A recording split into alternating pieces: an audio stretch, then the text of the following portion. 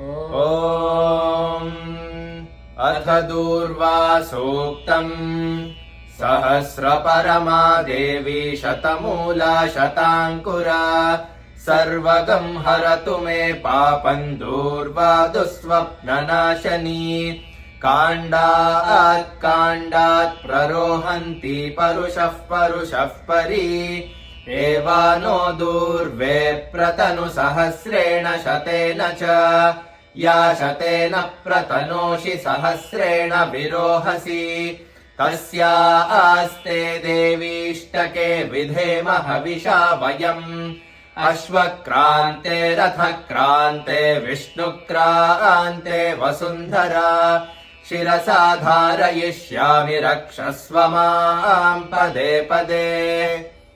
ॐ शान्तिः शान्तिः शान्तिः।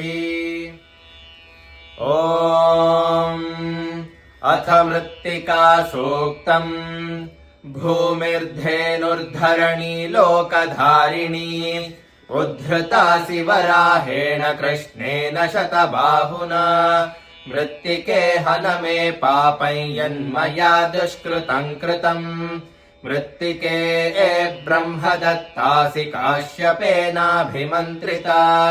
मृत्तिके देहि मे पुष्टिं त्वयि सर्वं प्रतिष्ठितम् मृत्तिके प्रतिष्ठिते सर्वं तन्मे निर्णुद मृत्तिके तया हतेन पापेन गच्छामि परमां गतिम्। ॐ शान्तिः शान्तिः शान्तिः।